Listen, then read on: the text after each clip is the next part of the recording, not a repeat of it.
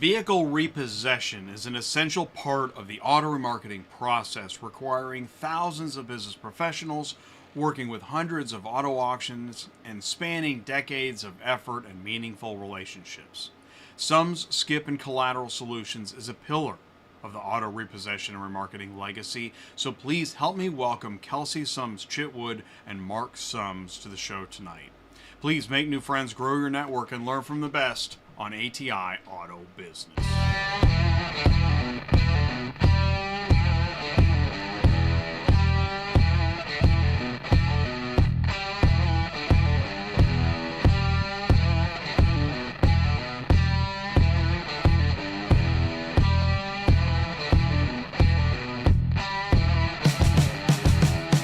What's up, ecosystem? Welcome back to ATI Auto Business, Automotive Ecosystem, where everyone learns more about the automotive industry. Let's get started with top industry news and headlines that include Kia's dealer portal hacked, port strike economic impact, and fourth quarter auto retail trends. At the quarter hour, we have Kelsey Sums Chitwood joining us, talking about Sums, Skip, and Collateral Solutions. And then her dad, Mark Sums, will join us at the half hour. We're really looking forward to tonight's show. Last week, we had a great show about repossession history. Now we're going to dive into a look at a family legacy in now, I believe, the fourth generation. And I say, this is why I say know your ecosystem. There's so much to know. New and used and dealers and auctions and logistics, remarketing, recon, compliance, and tech. And so tonight we're going to dive into a slice. These kids are the next generation of repossession remarketing based out of Virginia Beach. This is Fred Sums. I believe the year was 1932. We're going to be learning more about that and more tonight. Kelsey Sums Chitwood, fourth generation Sums. She is going to be joining the Women in Remarketing at Used Car Week. She is the Repo Barbie. She's going to tell us more about why that is and how that came about. The Sums family is a legacy in the Virginia area, connected to so many auctions, and it's been going on for decades. The work and the relationships and the effort, and they now have, the family legacy. It's pretty neat. I mean, that is really neat stuff. We know that trucking is a family business. We know that automotive is a family business, and here we are in the repossession sector learning more about Sums, Skip, and Collateral Solutions and the auctions that they work with. So many auctions and so many relationships, so much done in just that sector, and it ties in great with Lenders Moving Repo Cars, Old Habits Die Hard, which is our Used Car Week panel in November at Used Car Week. We're leaning into that here on the Ecosystem's Neutral Zone on ATI Auto Business. Stick around for in a bit. I'll be talking about what are you talking about? And we want your beef on Thursdays. Yes, whatever it is in logistics, send us your logistics beef. Now, on Tuesdays, this is the big show, we had, as I said last week, Repossession Association history. If you missed this show, you can watch it on demand on YouTube and LinkedIn. And Vaughn, George Badine, Ron Brown, great show. Talk about collaboration. I'm learning a lot about repossession history because of that show and the conversations around it. And also join us for the Thursday show, Industry Logistics. And this Thursday, we're going to do Instabook Auto Transport Load Boards, where carriers can book loads right now, get them right now, get loaded, and get running. It's not all the load boards. Find out which ones you can book instantly right now. Now, advisor, warning, this program may contain opinions, actual news, and upsetting truth. So like at your own risk. I won't tell anyone you tuned in. We'll keep it a secret. This is ATI. All right, here we go. Let's do some news.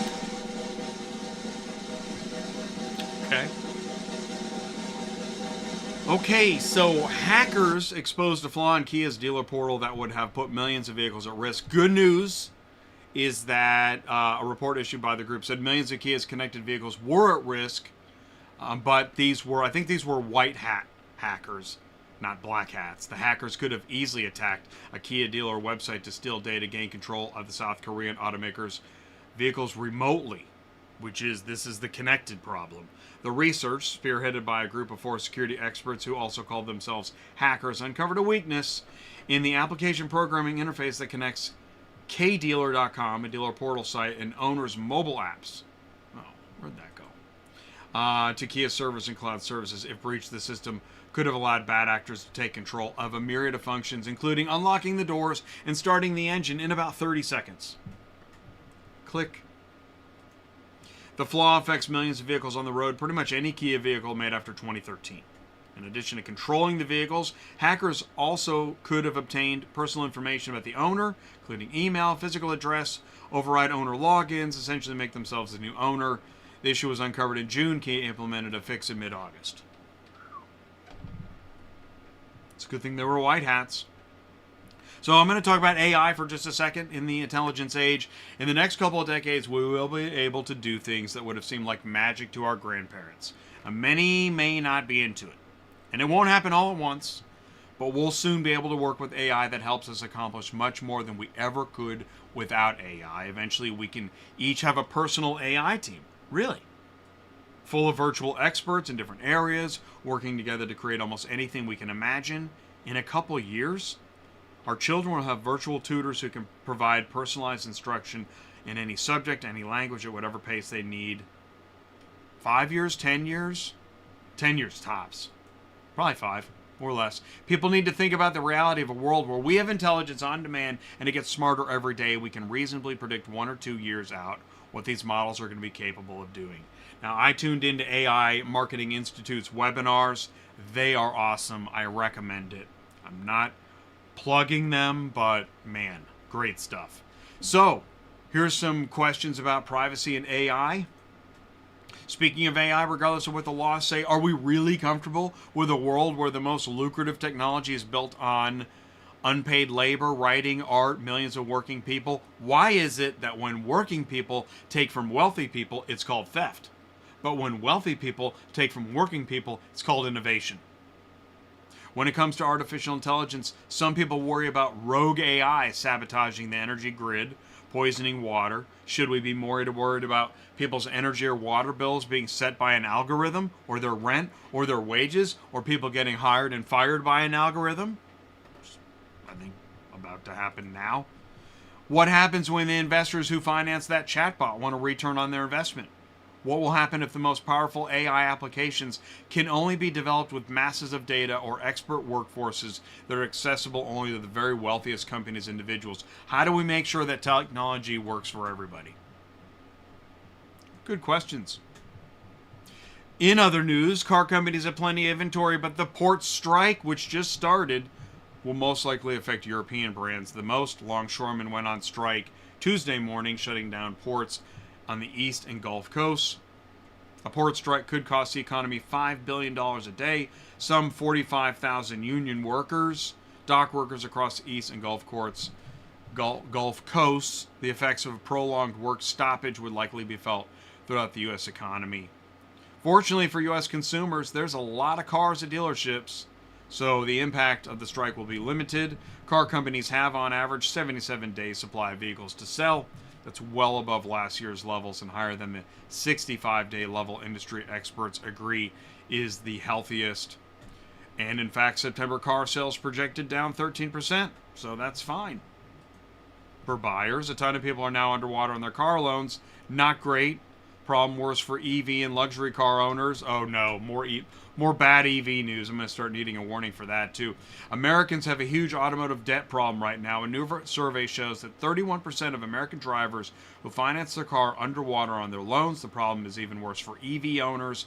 46% of those folks have negative equity in their EVs. Furthering the issue is the fact that over half of the drivers surveyed overestimated their vehicle's value, probably with a little help for some data.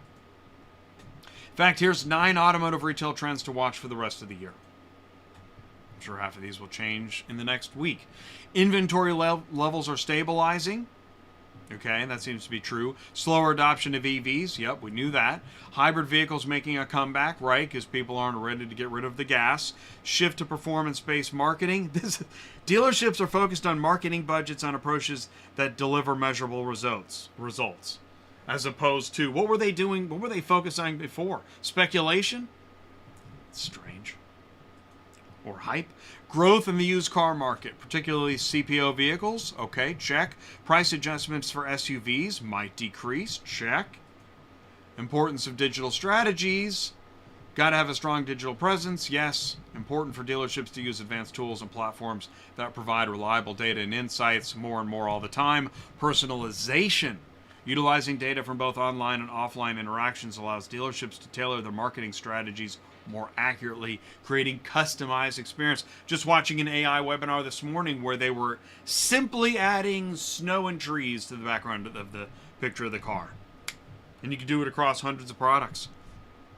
You like hiking, sir? Here comes the snow in the mountains. Cue the evergreens. Really, Jay? And the role of AI. Yes, AI is becoming an important tool for dealerships. AI machine learning tech assist in understanding market trends, optimizing pricing strategies, improving customer experience. Cue the evergreens.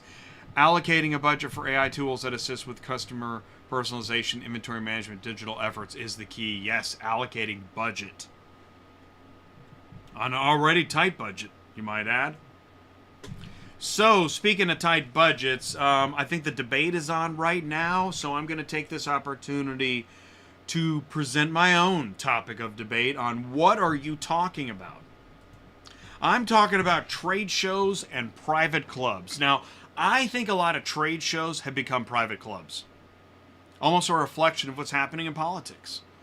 Attempts to build new religions with catchy new phrases and specific requirements to get in the door. I have no pleasure talking about this. This doesn't get any likes, but these private clubs, I think, are having a negative effect, which are the trade shows, which are open to the industry with an entry fee, but where anyone can attend, raise their business, build their network, where ships really rise together. It's not just empty talk at the trade show, but the private clubs, they're elitist. If you can mask elitism as democracy as a rave party and use those catchy phrases, you're tapping into brilliant marketing. Look at the social media business feed. That's right, LinkedIn. What do you see? More importantly, what are you liking? Did you really like everything you liked? Or are you feeding into that private club mentality, making it appear that you belong to? I don't expect anybody to admit it out loud, but I know what people are saying after attending the private clubs. Not everybody's into it, and they know it's part of the game. It's part of the game we said we wouldn't play, and we're playing it. And now it's fancy slogans and obvious advice we don't need, and posts about people we don't really know, and we give it a like anyways. Because that's the road to the private club. Sucks, doesn't it? There, I said it. This is ATI Auto Business, actual automotive news and opinions. I'm pushing back on the pushback. All right. This is ATI, where everyone learns more about the automotive industry. Boy, and boy, has so much fun doing it. New, used, auction, logistics, remarketing, recon, compliance, and tech. I don't ship cars. I have no dog in this fight. It's just information. It's news and opinion. Get the podcast, if you dare, and check out the website. What we're going to do now is, oh man, it's 7:14, right on time. We're going to jump into a great show. We're going to learn more about Sums Family Repo Business. This is a channel full of sharing thoughts and people and actual information. We're so glad you're with us tonight. Do me a favor, stick around right after this. We're going to be live with Kelsey, Sums, Chitwood. Stick around, we'll be right back. Transport Auto Quoter is by far the leading auto quoting software on the market, and the only auto quoter with a pro version that comes preset with accurate pricing for anywhere in the U.S. So you don't have to worry about it. The best part is that no change with your current software is needed. Just plug TAQ in and start booking jobs. Carriers can easily plug TAQ into their current websites and start making money right away. I bet you're wondering how we do this instantly and accurately 24/7. Well, constant analytics is the key. Our PriceWatch team is constantly monitoring current market conditions, paying close attention to seasonal and quick-moving industry changes. At the end of the day, it takes a lot of time and data to maintain good pricing, time that most of us just don't have on a daily basis. So free yourself up.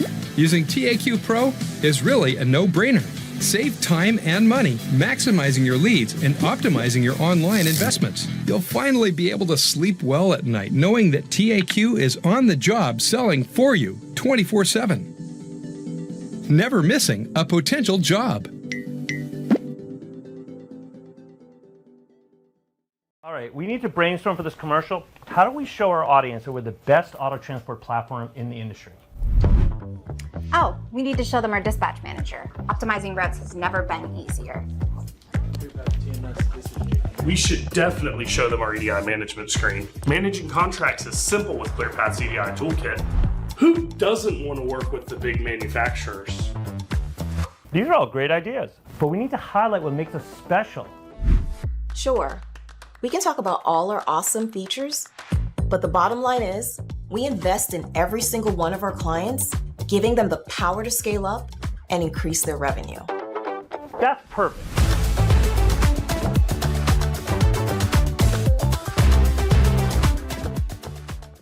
Auto Hauler Exchange has revolutionized the way vehicle haulers and vehicle shippers collaborate. The Exchange B2B marketplace connects vehicle haulers directly to shippers in a frictionless manner.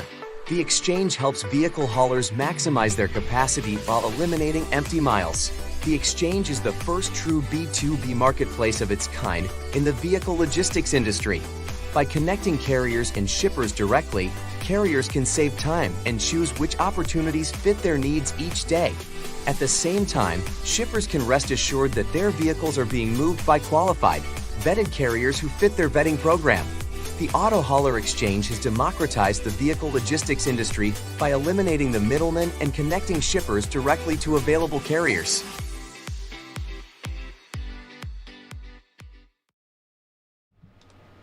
Auto Hauler Exchange is where carriers connect directly with shippers. So why does a broker get a percentage of every load when you can work directly with the shipper? Go around the broker, get faster car shipping. Visit autohaulerexchange.com. All right, link is in the live chat. Thank you so much. Here we go. Let's do this. Please do help me wish a warm welcome to Kelsey Sums Chitwood. Kelsey, can you see me and hear me? Hey, how are you, Jay? I'm so excited to be here. Thank you. Awesome. Great to have you here. I'm actually going to, you asked me if the lighting was okay. I'm going to bring down my brightness just a hair. All right, good. So you can see me, you can hear me. Yes. We're live. Yes. It's ATI. All right. Starting with, all right, do me a favor. For anybody that doesn't know who you are, please say hello and tell us a little bit more about you. Hello, my name is Kelsey. I am a fourth generation of my family-owned and operated repossession company, Skip and Collateral Solutions. We started in 1939, and my great-grandfather repossessed everything from livestock, buggies, jewelry. If there was a lien and it was put up for collateral, he probably went and got it. And it's an interesting business, and occasionally it gets a really ugly reputation when someone's got to do it. And recently, his only living child, my great uncle Jan, came to visit from South Africa, and I asked him if he remembers anything about his father in the business. And he was probably 8 at the time, and he says, I have a vivid memory of sitting in the back seat, and there was a beautiful wrapped present in the back of the car. And he said, Daddy, can we open this gift? It's been in the car for weeks. And he goes, no, there's nothing in it. That is how people will answer the door for me. And so he would show up with a gift and knock on the door, and he would go and help make negotiations and figure out a payment plan at the time, which we no longer do, but he did back then on behalf of the financial institutions. And then he would work out a plan or leave them with their dignity. And that's something that I still think holds true today to many of us who repo and focus on having heart and being kind to people going through very difficult situations and doing right by our clients. There's a very fine line there, and I'm happy to talk about it. Interesting story. and you're very aware of, in this business, I think one of the first things you said to me was that you're working with people that if they can get back in their car and get back on with what they had going before a potential repossession, that's great, right? And Yes, that's kind of part of the story absolutely. you're telling. Yeah, I mean, unfortunately for our industry, um, there has to be a consequence. It's most of the time, it's not like you missed one payment, but also understanding the fact that you probably had a lot of phone calls, voicemails, letters, um, now text messages, emails sent to you about the past due balance. And um, it it is really hard to go out there and do it, but it's also very hard on the physical tow truck drivers who are throwing dollies and potentially throwing their backs out in the process of safely recovering a vehicle for our clients. And where I don't think I would be in this industry had I not been born into it, but I think there's so much power in the fact that I was born and afforded the opportunity to be a part of something and to own my family's legacy and to share this with people through wonderful people like you, Jay, who Oh, are letting me talk. thank So you. I really appreciate it. Well, thank you, because I think, again, for awareness sake, you were born into this industry. Are Yep. you And fourth generation? I'm fourth generation along with my brothers, and even so obviously my dad, it's his family's, but my mother's brother, my uncle Jimmy, also works for us. And so my oldest brother, Steve, he handles a lot of our compliance details and a lot of our outsourced accounts with our agents and financial aspects. And my other older brother, but the younger one, Matthew, is our in-house locksmith, handles a lot of our repairs, cuts keys, and my uncle Jimmy oversees all of our office operations, all underneath my father and mom. And, it's a very complex business, between storing and inventorying all the personal items, hoping that they come and clean out the cars themselves, or we have to store it for up to 30 days. And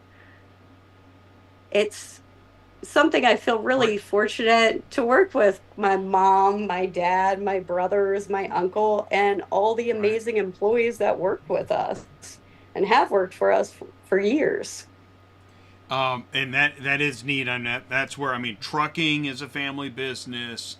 A lot of automotive, a lot of dealers, family business. I would expect a lot of auctions, right? Yep. And you're in car certification.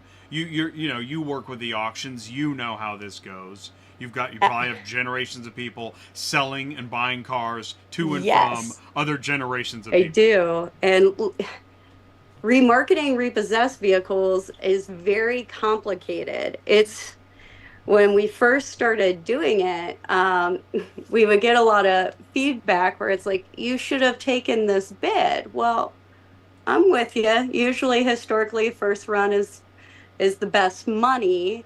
However, when you're dealing with a deficit balance that may be outrageous, a balance of let's say 60,000, and the car's only probably worth 20, and all the bids are 18,000 or less, that's a very hard topic. And every little detail matters on a repo, because what remains after all the fees and all the work that has gone through the collections department, that's all subtracted, and they go back after their customer for the deficit balance. And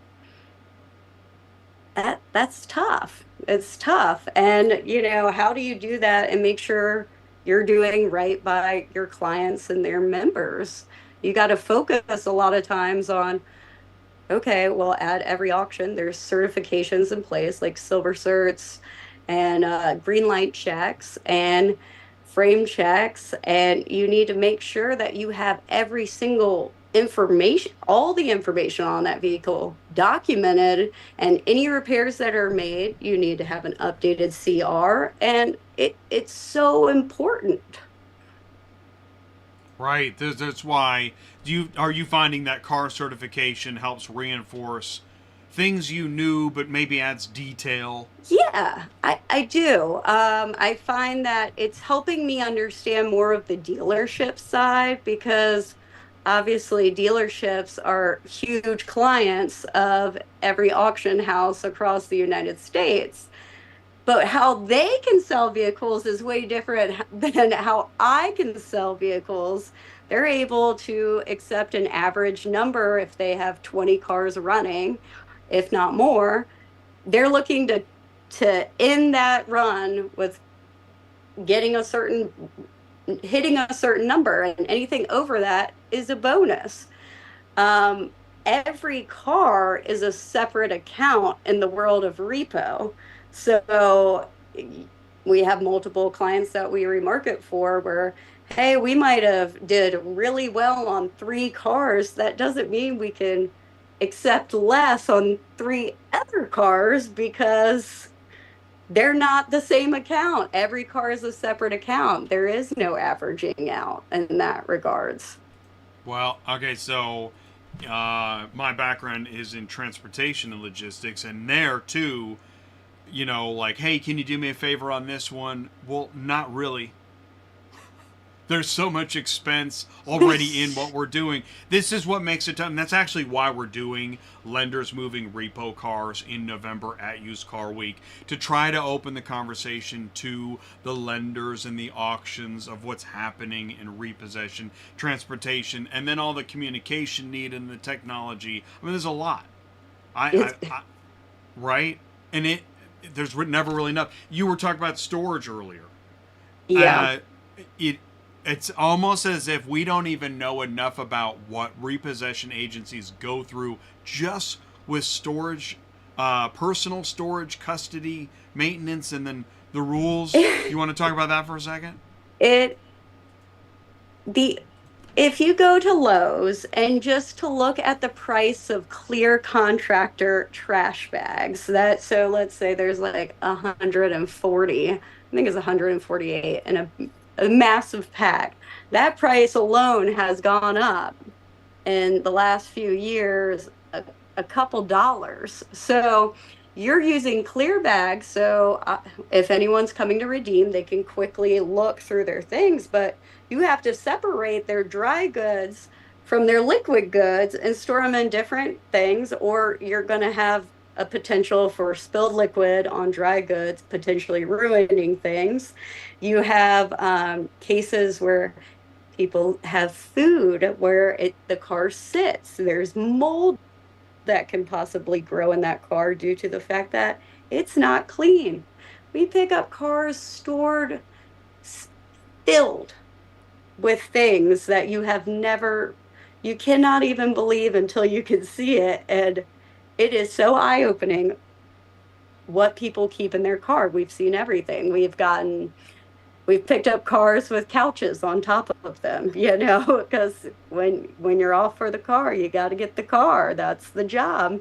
Most of the time, you don't even get paid unless you pick up the car. So there's so many little costs between the storage, the compliance aspect of, okay, so they never came back for their stuff. So what do we have to do now? Now we have to uninventory everything, make sure we get every single piece document that has personal information on it. We got to shred it. We got to get rid of it.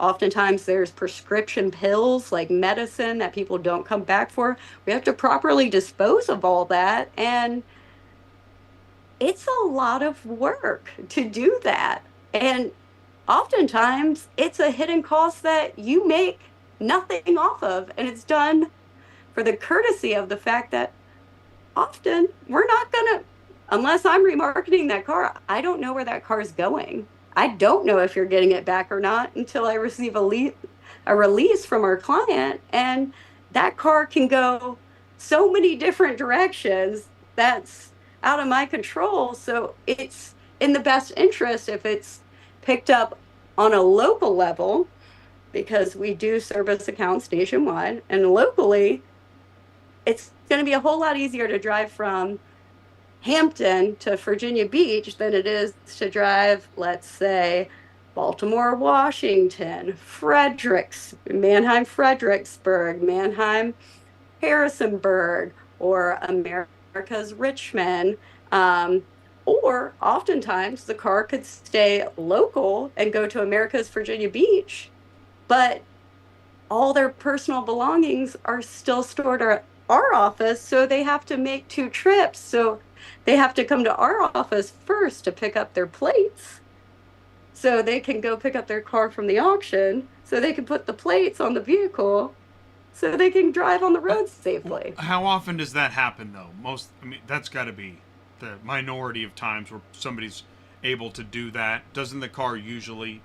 I don't know. Tell me, is there a statistic on that?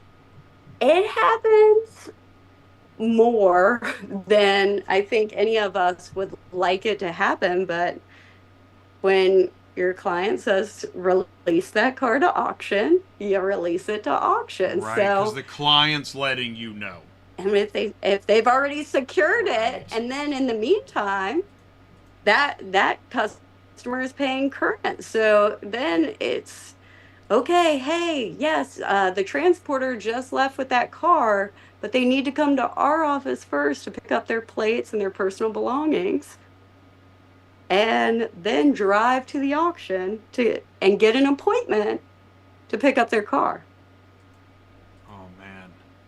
I know. And at that point, life was already hard. Unable to make payments is hard. Yeah, and so you have all these phone calls, emails, like things where it's chasing a ping pong ball to make sure that you can do it in the most gracious way, because you really can't avoid. Oftentimes, you can't avoid conflict. However, there are people are people, and there's extremely grateful, gracious people who appreciate the way that you treated them in a time of need. And there's oftentimes a lot of people who it wouldn't matter if you treated them like gold. It's on them. That's always going to exist. But it being a family business probably helps with the emotional aspect of it. Let's do this. Do me a favor. We're live with Kelsey, and what we're going to do, we're going to bring in her dad, Mark. So, Mark, go ahead and get your camera situated, and you're watching ATI. We're live with Sums Family Repo Business and Auto Remarketing Legacy. Mark is joining now. How do you think Mark feels right now as he's joining? Right, we're live. We're on YouTube. We're on LinkedIn. He's got this. He's got it. Go. Yeah. Yeah. He's got tough skin. Well, yeah, he's got to. I mean, so how long has he been doing it? My dad started right after he graduated college. So he had a very big year in 1989. He graduated college, I think, early May. Came home, started work for my grandfather, Buzzy, and then he married my mom that summer in July. So he went straight into it, and it was very complicated due to the fact that he didn't have trucks or anything. So where I'm coming in and what he's built the business as is just, it's been very incredible and humbling to watch, and I'm really proud of him. He didn't have trucks. There he is. Mark, how are you? I'm great, Jay. Thanks for having us. Great to see you. Kelsey was just introducing you a little bit, but Mark, please say hello and tell us a little bit more about you. All right. Hello. My name is Mark Sums. And Kelsey got her dates off a little wrong. My grandfather started the business in 1929, and we use an established date of 1932. All right. And there'll be a quiz later. Yeah. There'll be a quiz later. And on the dates of starting for the company, It was 1981. Graduated from college in May of 1981. Got married, started the business, started working for the company in June 1981, and got married in July 81. So it was a trifecta there for those few months. Wow, 1981 was a big year. Yeah. So and she said you didn't have any trucks. So what did the, whatever it was, what did the business look like in 1981? 1981, 40 I years started ago. as out repossessing the cars, and back then, very little security on the keys, so we could get a key code, or we had tryout keys so we could drive them away, or we engaged a tow company to tow the cars in for us. Okay, so whereas now you have your own tow Right. trucks and the equipment, and that's kind of what she's talking about, right? Right. You had to So outsource. it was a little bit different back then because, cell phones were very expensive back in 1980, 81, 82, and they weren't that popular, not at least on our end.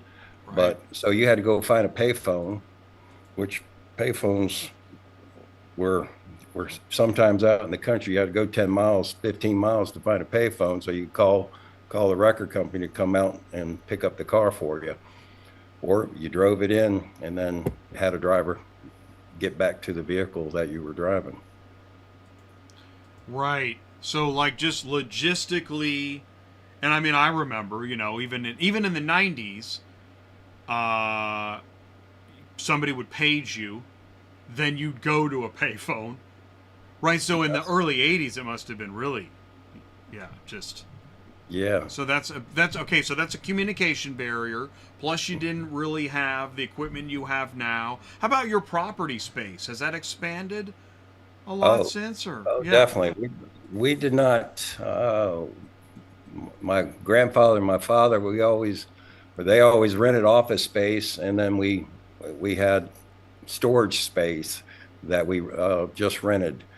When my wife Cindy and I became the owners of the company back in 1995, we set our goals to have our own office and storage facility all in one place. So when we moved to Virginia Beach, we moved the operation from Norfolk to Virginia Beach, and built our new building and storage lot. And moved into it August of 1999. So we just hit 25 years in there in August. Okay. And that was a game changer because now you've got a new space. I worked for a mechanic one time, and his office was, office is a nice way of saying it, was a disaster. It was tools and paper and grease and just whatever. But you do what you got to do. Absolutely. I'm imagining maybe in the early days, I don't know, some of that kind of chaos, but you're getting the job done. And now it's much more of a, right, this is a well-oiled machine now. Yeah, we're our staff, our employees, I got to give it to them. They're dedicated, hardworking folks, and they make us shine. Well, how many trucks and people would you say you have now? And I know you're working with many auctions. Just the complexity of the organization, the number of lenders and clients, and well, we're dealing with a lot of auctions, and we're dealing with a lot of our partnership with repossession agents throughout the country, because we're not only a local repossession company for our clients, but we outsource for many clients all over the country. We were talking, Kelsey, add to that, My father, one of his biggest things that he did for his father's company, he bought a fax machine, which is so crazy to me to think about, the fact that with all the computers and emails and things that I have had access for since I started helping out at the family company, even Renee, who will be on your panel, Renee Lowe at Hardin Brooks, says, I remember some other fella telling us how he had to step out of lines for his father. And so my dad's pivotal moment was the day he bought a fax machine. So his clients could send fax in orders so they can input them and they could start giving information and providing it faster. Now, this is all before RDN and all the, which is Recovery Database Network, and all the other software technology companies that have helped us throughout the years that we still are using. And it's incredible to think that he used to get to fax or let alone mail an update for a run across an address, and the fact we get assigned an assignment an hour, and right now in an hour they could have an update of a car that we ran on a local level just because we were passing through on a new account. And that is such a night and day difference than what he came about. It's kind of a blessing and a curse in a lot of ways, where technology has made it faster and easier accessible, but some things aren't as easy to Well, and I think we forget.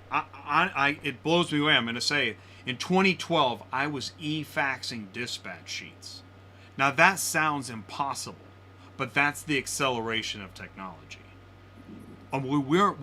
There were fax machines 20 years ago, which sounds impossible, but we did have them. Yeah.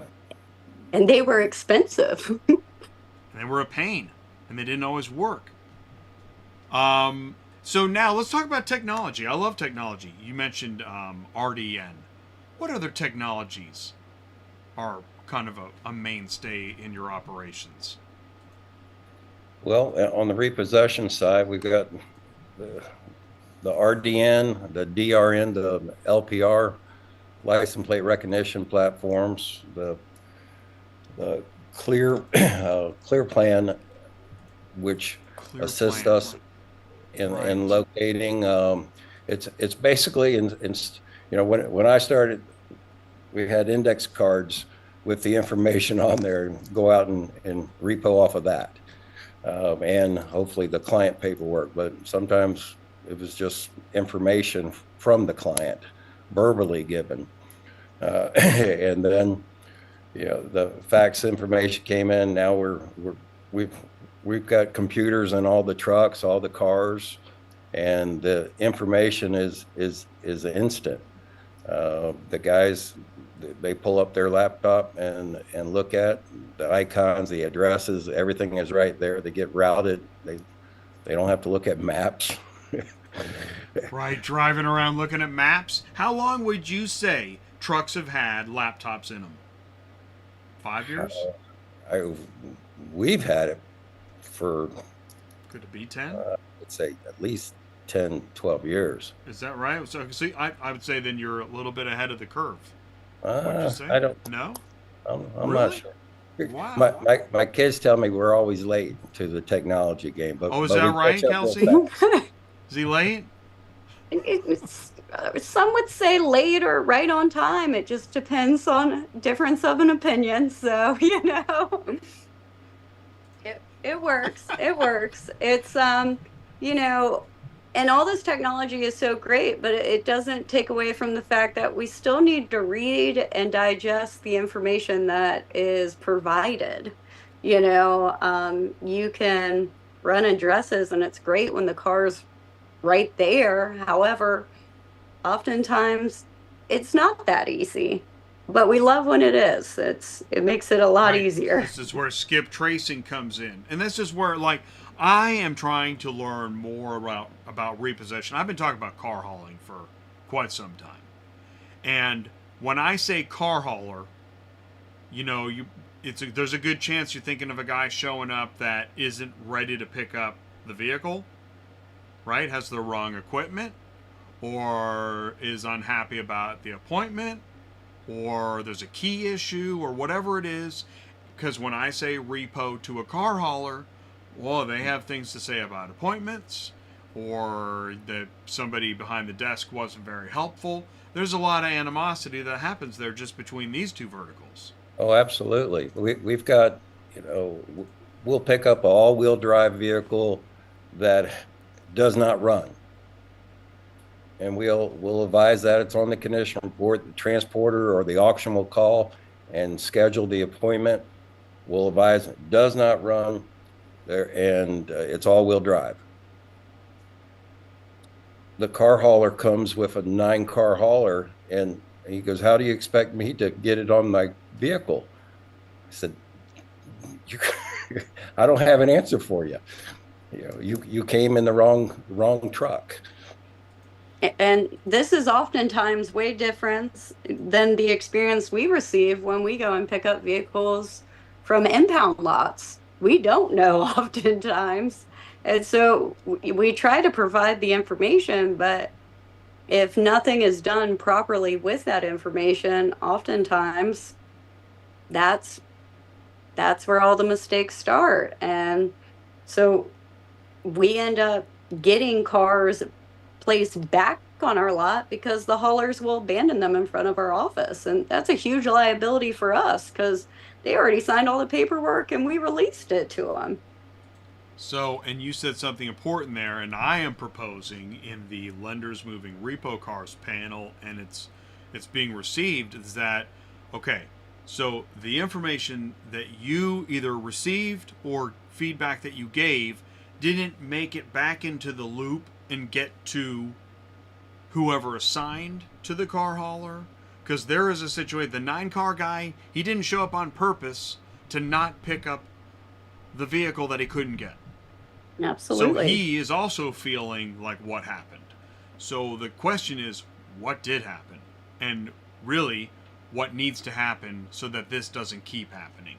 Because I think there's a lot of miscommunication. I'm not sure if the technology systems aren't connecting, if the feedback you gave didn't get back onto the dispatch in the system that dispatched to, this is the problem, this is where we're at.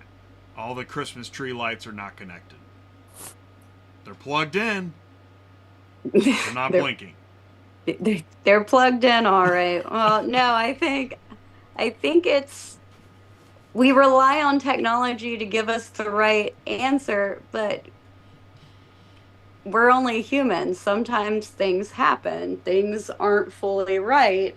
However, oftentimes a simple phone call can really resolve a lot of things, or an email verifying, like, to confirm we have scheduled this appointment, confirming that this has keys per our whoever dispatched us to secure the vehicle, and does it run? Is it all-wheel drive? Because even sometimes now, that car is clearly all-wheel drive. It has the all-wheel drive emblem on them, but you'll do a VIN reverse and it won't always say all-wheel drive. It'll say front-wheel drive. So it's paying attention to the little details like that to avoid disaster. And I'll tell you what, I've also had conversations with people about VIN decoders, and there's imperfections there because they got information from an OEM, and there were changes in the model and not everything. It is interesting. I think it is a matter of technology and systems, not that maybe this is where AI could help out. I don't know. Hey, you guys want to play a game? Sure. Right? It's always good. Here comes the ATI curveball. Let's play slideshow. Oh, no. All right, here comes an easy one. What we got here? That is some old guy and a pretty girl. Yeah. Mom and Dad. That is me and my Mom and father in 2015 in New Orleans at a ARA convention, American Recovery Association. So very cool. All right, let's see. And in fact, we've got, oh, here we go. Here's and that's with my mom, Cindy. There's mom. There's mom. Yep. All right, cool. All right, here's a good one. An oldie but a goodie. Well, that is a few years ago. Yeah. Not The girl great. on the left is Kelsey. Right, you can see, you can tell. And her other brother, Stephen. Stephen just turned 40 in July. Matthew just turned 37. And Kelsey will shortly turn 36. Does that car door say like 98 or something? I think it Yes. does. Yep. Did somebody drive like a? That was at an NFA convention Okay. at the Greenwoods uh, Family uh, farm. family farm, or Summer their house. property right on the Chesapeake Bay. And as you can see, there's tow trucks there, as Table. vendors, Yeah. and Looks like a great time. lots of good times there. Let's see here. I've got. Okay. Here, let's do this one. What we got here? There, that lady on the left is Lorna Lou Barnes. Lorna Lou and her husband Ray are credited for really being the first established repossession company. Wow. And the lovely lady next to her is my mom Agnes, and that little baby is my son, our son Stephen, and his mom Cindy, my wife. And Stephen that attended his first NFA convention 1 month after he was born in 1984. Wow. Let's see. Here's another family photo. Well, the man on the left is Matthew, and then me, and then Stephen, and then Kelsey, and that lady right there has worked. She's retired now, is Pat Bivens. She was a vice president of our company, and she worked for 55 years with our family. And she was a force in skip tracing. And this was before all these programs and computers, and there was a phone, and she would find the cars. We would get them picked up. Well, and that makes me think of this article. So what are we looking at? What is this article? So this was really fun after the car convention. I was like, it is pretty unusual that I have this family repo business that's been in business for so many years. I started trying to ask around and see if any family members had anything. So I believe this is from 1954, and it's my great grandfather talking about repossessing vehicles during the Prohibition era and trying to beat the police too. He would get tips and get the car before the police would get them. So they would still get the people, they just wouldn't have a car to run from the police. But instead of the vehicle being impounded and a part of evidence, he would get the vehicle back for his clients. And it's really old because it has an advertisement for asbestos. I know, I saw that. It's awesome. That's the good stuff. Not so much. They're finding out. So. And my favorite part about that article is that he talks about, if you're behind on your debts, think twice about leaving town, because oftentimes when you leave town, people are connected to other people, and they have, you might have disappeared on paper, but you still have a mom, you still have a dad, you have a sister and a brother, like someone knows where you are. And so you start putting together family trees and talking to the family members to try and figure out where this person went to locate the vehicle. Right, back to skip tracing, right? Yeah. Which is, doing kind of detective work to find a vehicle, I suppose. Okay, so this is Fred. Yes. That's my grandfather. Your grandfather. And this is when we say established 1932. This is Fred's legacy. Now, does that connect to this photo then? I suppose that's you. No, that's my father in the middle. Wow. Who took over the business from his dad, and my brother Brock on the left, who my dad started another company in Richmond, and that was Sons Recovery, and Brock oversaw that. Bruck's no longer in the business, and my. But that's you on the right. What? That's you on the right, right? That's me on the right. Yep. Yeah. Okay. It's a great shot. It's a great photo. This is fun. Let's see. Funny thing about that photo, Jay, when Yeah, we took yeah. it, we all were at it hard to get us all together for a family gathering and everything. And we went to, this was in the summertime, so we all showed up with our coats and jackets, but we're all wearing shorts. So we just took the top part. Right. Hey, that works. Let's see. I think we saw. Okay, this is more of your kind of family legacy. You got okay. Fred is on the top. Then is that your dad? Then yeah, and then there's you. Yeah. Right. That's me. That's Right? pretty neat. So the three presidents of the company to date. It's pretty cool. It's it's. I mean, I really as we do this show, I think I don't know. There's got to be a lot of businesses, whether repossession, remarketing, trucking, dealers, that could do kind of this legacy look. Did you see? Hey, did you see that news story that was it Chrysler's great grandson? He wanted the brand back. He wanted to buy it back from Stellantis. Oh. Right. Anyway, I mean, you could see where hey, this is my family. I want this thing back. I want to bring it back. Yeah. Well, I'd like to see that. That'd be nice. I know, right? Yeah. That's what I thought too. Well, and then somebody else was talking about Dodge and the way they feel about Dodge, and they'd like to see Dodge come back, and this is like the beginning of a Netflix series. Yeah, for sure. Right, for sure. We are, we're coming up on, it's coming up on 9 o'clock Eastern. Let's talk about a broader conversation of the role of repossession in remarketing for a minute. Right? Repossession is not just something that has to happen. It's part of the life cycle of automotive.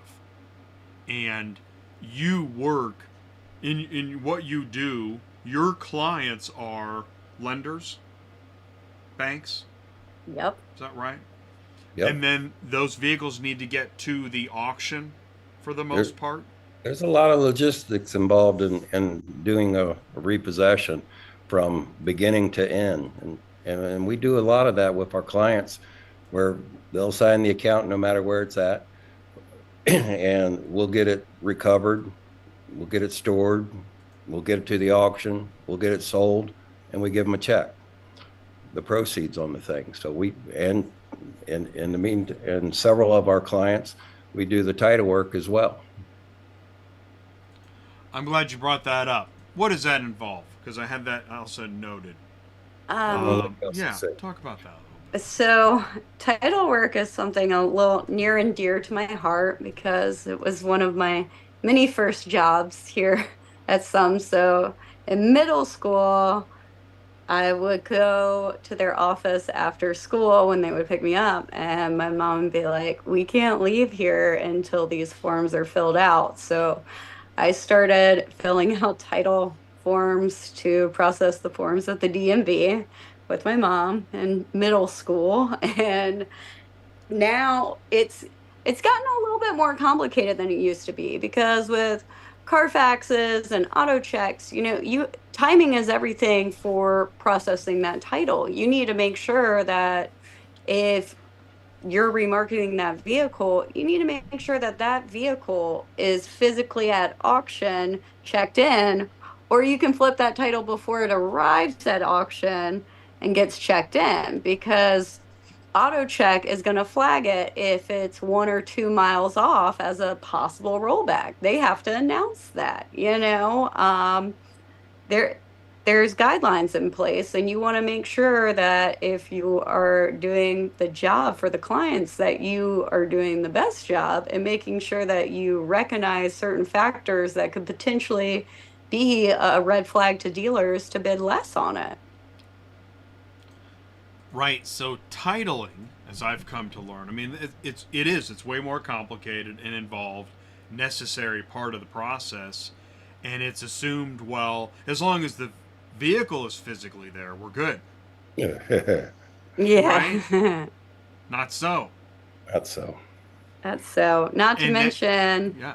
total losses, salvage vehicles, because of we get them from a perfect brand new vehicle that maybe was driven a couple thousand miles to a vehicle that looks like a balled up piece of paper.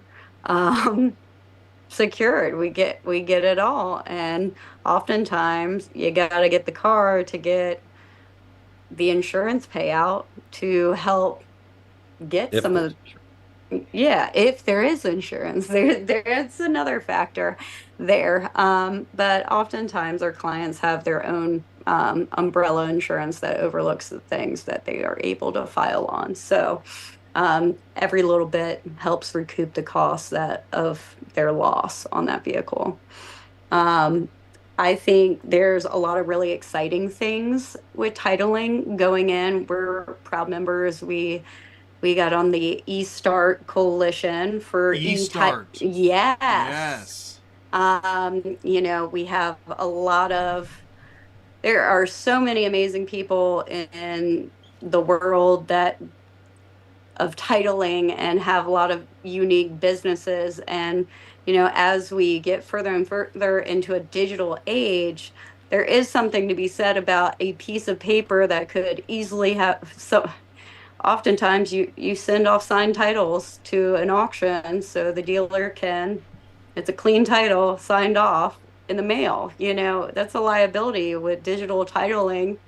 That's a way to safeguard and make sure that nothing's happening with that title and it doesn't get in the wrong hands. So I think it's a good start, and there's many companies that are utilizing the technology and have access to real-time data, and it's very much needed, and it's very much needed for our clients and faster turnaround, because oftentimes titling departments get stuck with trying to get a title. Titling can be archaic.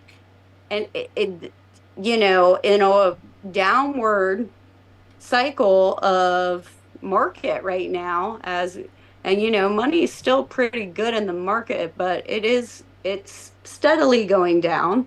Hopefully it stays that way for a while, and doesn't just drop. But time is money. So, the longer you're waiting for a title in the mail, that's the longer it's sitting stored on an auction lot. There's liabilities there the longer it's stored. There's a sitting vehicle is depreciating at all times. So, turnaround time is so important in this industry to streamline the process. Am I right? The eStart Coalition is a movement to digitize titling. There's many companies and organizations that are part of it. Are they able to make progress? Are they in kind of a legal realm? Yeah. They are making progress, and they're doing the work for us, and we get to support it. So when they need some signatures and when they need extra people, we are there to help and support. There's just so many neat things in this industry, and I think that's why many of us love this industry. What has popped up in the last 5 years has been incredible to watch. What has popped up since COVID has been even more incredible to watch, with watching online auctions and the growth there, and how many online marketplaces. And I'm so excited about them. I mean, you got Jimmy Douglas with Plug, with the first EV online marketplace. I think that's so needed. And then, things like ACV and all the benefits that you can get from that. But then there's also so many benefits that you get in an in-person auction, and you can't beat that energy and that feel when you get up on the block and everyone's bidding on the cars. And the fact that you can still have the online buyers in Lane bringing up the cost and Well, and now you've got a hybridized hybrid because you have yes. people there, but also electronically bidding. Well, and I think it's Right. so cool for dealers too. You can go and check out the cars the day before sale and see what you really want to do and maximize your time, because sometimes it's not always easy to spend hours at an auction when you could be multitasking and putting in your proxy bids. I think it's great. And I just think it's a really neat thing. Other things I'm very excited about would be recurrent. We need to understand more about EV batteries. They're already here. They're not going anywhere. And they're doing the work on the studies. One of those blowing up is such a liability on an auction lot on our repo lot, and the potential liability of damaging so many other vehicles, and the financial impact is huge, let alone the environmental impact if you happen to be by a stream or anything and one of those blows up and gets into a waterway. Oh no, we can't talk about that. Well, you can't because it's ATI. But no, this is. I mean, while it's revolutionary, great technology, we have to be able to talk about the extreme downsides, such as your EV. Just extreme. Jay, just think about, the devastation from last week's storm, which our thoughts and prayers go out to all the people that were impacted on that. But think of all the vehicles that got flooded, and a lot of those are EVs. And so, let alone our agents and our fellow repossession agencies, the auctions and all of their trucks and equipment, that the time it takes to physically get a brand new repo, a tow truck, you're on a waiting list for a long time. So the fact that they could have lost some new trucks, and it's so horrific to even think about. It makes me sick. Not only that's someone's livelihood, how they get to do their job, but also all the personal belongings and things. It's a very expensive industry, and it's just so upsetting. Well, the hurricane stuff's hard to wrap your mind around. Oh yeah. I mean, that's just really tough. Actually, I don't think there's really any way to summarize that. But what you said, Mark, what we're gonna find out, yeah, this will be an interesting case study for EV flood damage devastation. Is there will be hundreds of recovered, extremely damaged EVs. There's going to be thousands of cars that thousands will eventually be picked up at salvage yards, and I'm sure a lot of them will still get resold even though they were flooded. But yeah, and how do you safeguard potential flood units and making sure? I mean, as someone who believes in doing the right thing, we would want to make the announcement in Lane that a potential flood, if not a flood car, but how do the other dealers safeguard themselves from maybe others that aren't as honest? Carfax is going to get a lot extra business rechecking. Yeah, they're going to be very busy. So, interesting point. You're in Virginia Beach. Were you near any devastation? Anything happened near you guys? No, it was a beautiful weekend here. Yeah. But it was horrific to see what was going on along the East Coast. Yeah. What's your area? That's one of the things I want to. Okay, so Mannheim, Fredericksburg, right, south of DC ish. Am I right on that? No. So what's your coverage area? Our physical coverage area is kind of the Tidewater region of Virginia, which would be like up to Williamsburg. We go about a 75 mile to 100-mile radius from our office in Virginia Beach. And the higher areas, we like to try to be only like about a 60-mile away, because it gets hard to cover something over 60 miles. And the further okay. you It's good to go, know. 60 miles. it's more farmland, so you're driving longer to get to an address, and Whereas something in Virginia Beach, it probably get run every day, maybe 2-3 times a day. Something that's 60 miles away, maybe once a week, maybe twice a week.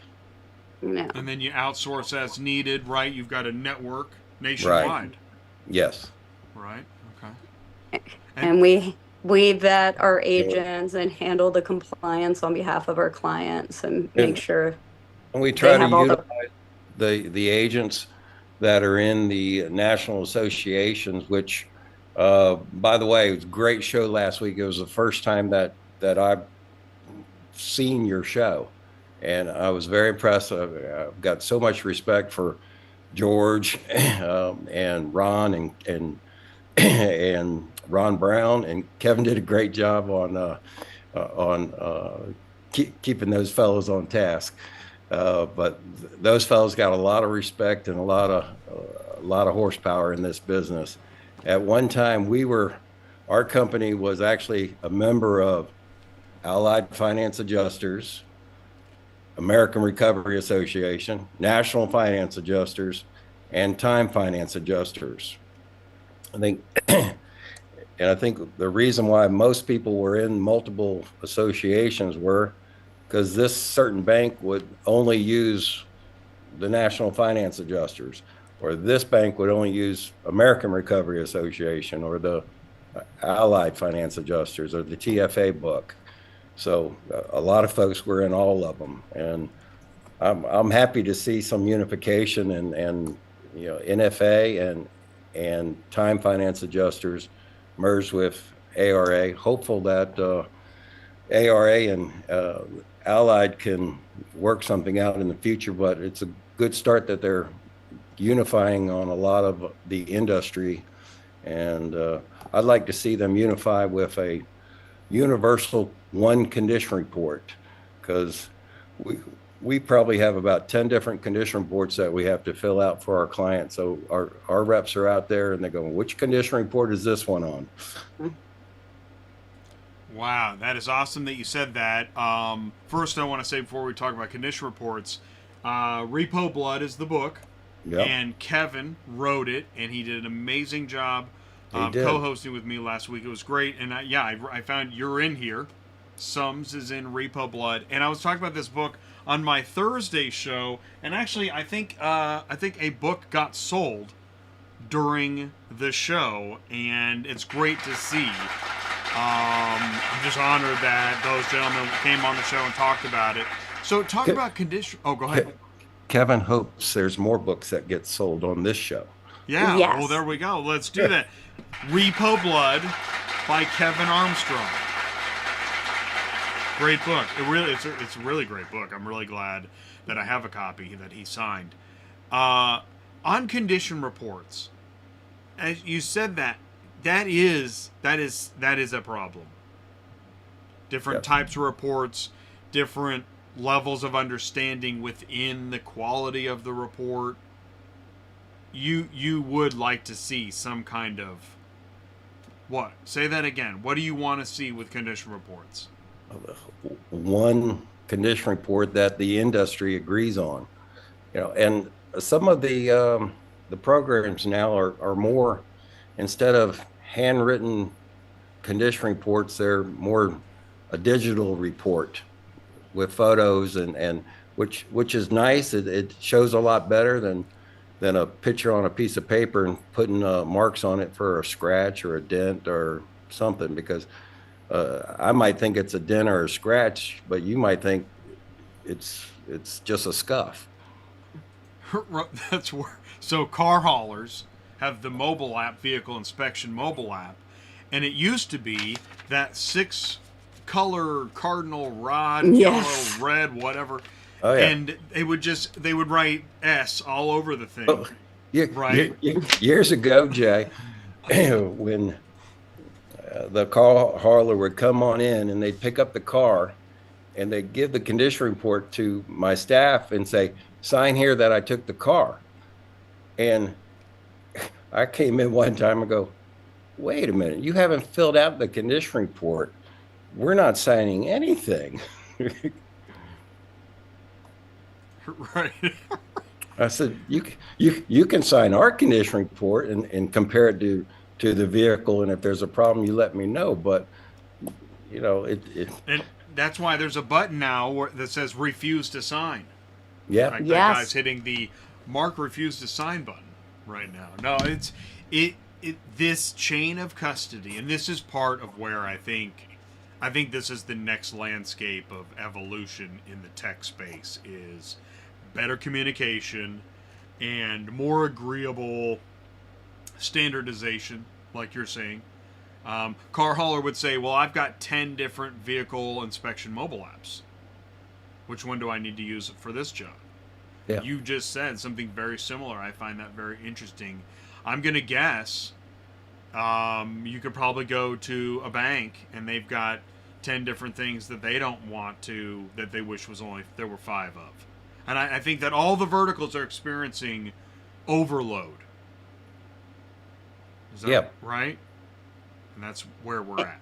And Well, I think it used to be that we would hire repossessors that maybe had full-time experience and years of tow experience. One of the first things that we ask now is, how's your computer skills? You have to be able to operate and understand computers and programs, or you can't be repossessing cars anymore. You've got to understand that. Wow. Because Right. that's Not just the way manual. that the industry has gone. I was going to add, Kelsey, well, before I do, Kelsey, you were going to say something. I just, condition reports, I'm really looking forward to AI with them, with the fact that we see the tech. There's many companies like Pave, self-inspection, where they are utilizing AI to scan the vehicle off of what you're taking a picture of, where oftentimes we have to take pictures. I think some integration with the software, where if they could take what you're already uploading into the systems and they could do it, scan those images, that would be ideal. But oftentimes what we struggle with is it's so much paperwork, for one car. And then, we have our own condition report because we want to make sure that we're dotting our I's, crossing our T's, because sometimes we may feel like our client's condition report or might miss certain things that ours also has. And even when I'm remarketing vehicles, I may like some of the auto auction groups, like individual CRs better, but for uniformity, I'm going to go off of the auto IMS CR because we pay for it, and there's something about the consistency of every vehicle you remarket and having them look at the same style condition report. So they know what to expect, they know what they're looking for, instead of giving them a different condition report from every single different auction. I agree. I think AI will be, we will be the ones to teach. AI won't be able to do, I don't know anymore, Yeah, but I think AI will need some teaching. I mean, it can't, I think, and I get this from because I looked at some AI mentors. I mentioned AI Marketing Institute. I'll mention them again. Some great minds watching other great minds. And I think basically, yeah, the stuff needs to be taught to understand, but it has been taught. We're beyond teaching it now. Now it needs to be updated and just the information, not massaged, but more perfected, just more feedback. It has been taught, Now it needs more feedback on how to be precise. And when we find ourselves drowning in paperwork, it just made me think of that commercial. There's a commercial where you scan all of your receipts and it goes into accounting world perfection. Well, that's kind of what we need. Yeah. With automotive paperwork. Just feed it all in, and then we get automotive paperwork perfection. It's funny, I can remember the days where the phone never stopped ringing, and now the phone rings less. And I never thought I would ever miss that phone in the office ringing off the hook until I see what my email inbox now does, because everything it's so much sometimes, and they just keep coming in. And it's like, okay. So there we go. There's an AI application there, in that your AI can help you manage more emails. Yes. Without missing emails. I think we all literally have the same problem. Right now, I've got emails that I need to get to that I didn't get to, right? I think this is universal. I think we all have this problem. Yep. And so there will be data management AI. And that's where I was reading earlier in the news, we'll all have this AI personal team, which that kind of sounds neat. It sounds great. You'll have your email AI that helps you make sure and what does that look like? Do you get a moment, like an immediate spreadsheet? This is what you need to do. This is who you need to call. This is what you said you wanted to get done. I don't know. I mean, sounds pretty dreamy in retrospect, but with every new thing that we get, there's a new issue, complication, or potential loss of a customer service experience, because I think AI is so awesome, and what it's capable of is really incredible. But I want to believe at the end of the day, people are the ones who are going to get it done. I do believe that. I actually do believe that. But I think there will be a day when you say, oh, do you remember when I had too many emails? Yeah. But the AI is for the people. We're not talking about in 100 years when it's not for the people. That's a whole nother realm, and I'm not gonna focus on that. I'll let my grandkids focus on that. But the AI that we're gonna see next will be for our benefit. We just have to get used to trying to get more done in the same amount of time. But these tools should allow us to do that. Which I hope so, because this industry has always been a 24-hour, 7 days a week job that had office hours. Now we are seeing more so than ever, where before it would be pretty quiet on the weekends with client updates, and now they come in at all times. So, even after hours, they're still coming. So so Repo AI is going to help communicate to the customer, no problem, but you can't go in right now. But here's where you can go in, and I see that you've got these other constraints. So here are your windows. At this moment, these are your windows. And if you selected one of these windows right now, we'll let them know right now. And that's, again, I think it's about communication and personalization. That was another thing I read. It'll be individual, personalized communication that understands your constraints and the other things going on. Personal Repo AI. I think you ought to patent that.